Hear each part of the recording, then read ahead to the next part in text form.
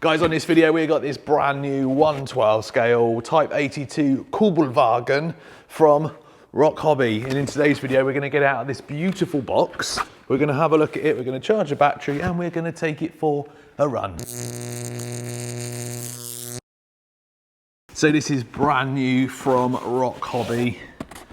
It looks really good, and if any of their other stuff is to go by, this is certainly going to be really good. We've got some stuff on here: 4-wheel independent suspension, rear portal axles, front and rear planetary front and rear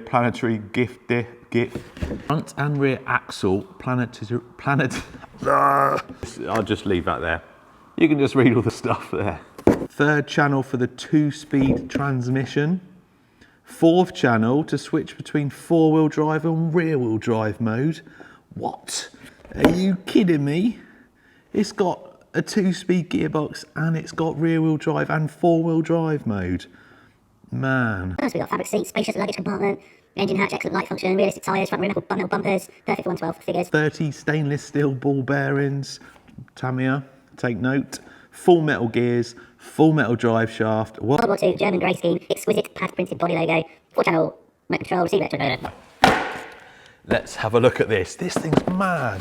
2-speed and 4-wheel drive and rear-wheel drive modes. Wow. As always, well packaged in there. Das hat sie auch gesagt, Mann. Michael.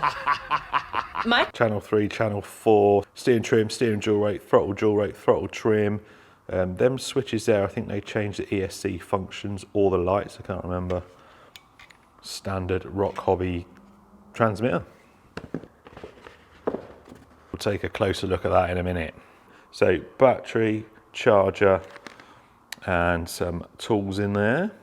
Let's have a closer look at this. Still can't get over the gearbox on this and the selections you've got. Wow. Doors open as they should. Look at the detail in there. Fabric seat, the dashboard is speedo. The steering wheel moves as well. It's got a servo on that. Honestly, this thing, it's got to be the most detailed one so far. So your luggage goes in there. Look, the seat goes up and down. Got that luxurious space, or whatever it said. There is your, that's like the rear diff, or is that the rear motor mount? I don't know. There's a little selection on there. Should we have a look in the back? Oh, look at that. That moves as well. That pulley moves in there. That's what it said. Wires there that obviously go to your rear lights, which also look absolutely awesome. Look at them. Look at the scale there. I am absolutely blown away by this, if you hadn't guessed. Then underneath here, this is where all the electronics are. So you've got your ESC and receiver and stuff there, all your light functions. There's a little servo in there. The battery, I presume, sits up there. Oh, that's a little light as well. There's a little wire going up to that. Little like spotlight. Wow. And then underneath, the detail is still there. Where's your scale front suspension? Just your steering in there. There's your front drive shaft. Like it said, ball bearings throughout. You got like a CVD in there. Look at the rear, look, trailing arms there. Rear portals, that must be how they are, obviously, with the portal axle on the rear. That is crazy. Suspension doesn't feel too bad. It's not very springy, but I guess when you're driving it, it's gonna work. Same on the rear, it doesn't come back up, but I'm guessing it will, as it's driving along, it'll move up and down. Right, I need to get a battery charged. And we need to see the functions of this. Channel 4 does your lights. There is so many different selections for it. I've had a look in the instructions. It tells you in the instructions how to do all the lights and what to do and what the features are. You've got rear lights, you've got brake lights, obviously turn signals as well. You can put them on so they're like hazard lights. So if you press the button again, so you can have them flashing like that, both of them. Lots and lots of different settings. Now this is the cool bit. So normal speed, 4-wheel drive, low range. Then the clever bit, press and hold channel 4. And then rear wheel drive only. How cool is that? And that's high and low gear, rear wheel drive. Right, let's take this out on the road and give it a drive around and see how we get on. That's full speed, by the way, and then that's low speed. One thing I did notice is watch the rear, look. See, it goes up and down. I don't know if you can adjust that. It's got like a torsion bar on it. There may be some adjustment on that to stop it from doing that. But anyway, let's take this thing for a run. So this is full speed on high gear. It's not a bad speed actually. You're getting dizzy. Whoa.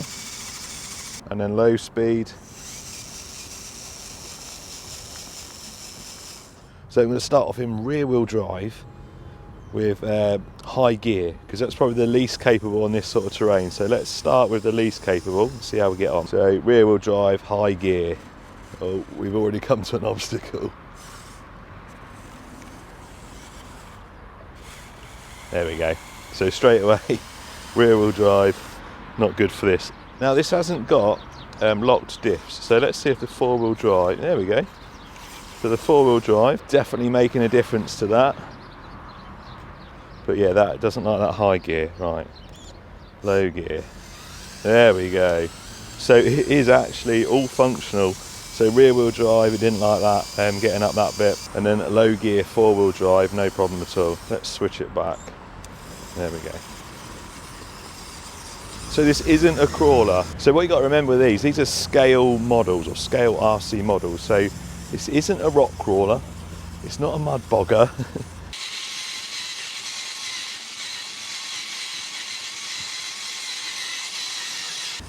I've brought it to a terrain that I think it's suited to, and I think it's going to cope on. So do take that into account. I do get a few comments on some of my stuff saying, no, it wasn't very capable. It's like, well, you've got to look at where you're taking stuff.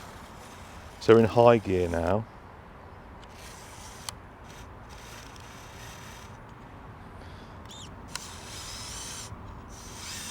I think we've grounded out a bit. Oh no, are we in rear wheel drive? No, we're in four wheel drive, but obviously no locked diffs. Do we need a bit of wheel speed? Let's change back to high gear. So the flat bottom on this is definitely causing issues. Foot of God.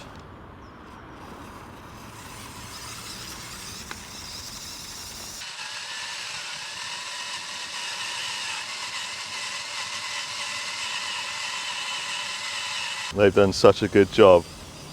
All the detail there. The selectable modes, the selectable light modes as well. They've killed it, absolutely killed it. And that low mode, four wheel drive, just chugs along. This is quite a slippery surface here over this moss. Looks easy, but I guess for something this size it's still a little bit tough. Well, there we go. But for looks alone, this definitely gets a thumbs up for me. If you're into scale stuff, especially scale World War II or just military stuff in general, I'd certainly put this on your wish list. It's not something I'd really buy, but then I'm not into scale military stuff that much. So I know a lot of people that would get this though, and a lot of people would love this. Anyway, let me know your thoughts in the comments. What do you think about this? RocHobby FMS Easy RC, killing it with the hard body scale stuff recently, and this is another one to add to the lineup. Come on, just gonna go back to rear wheel drive mode through here.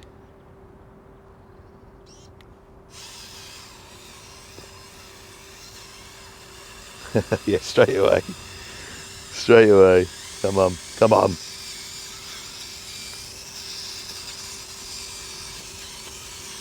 That's actually not doing too bad. Just need to keep the momentum going.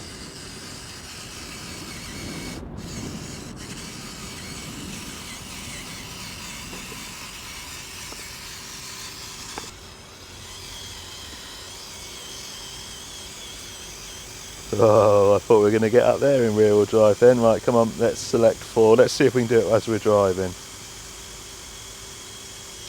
There we go. Awesome.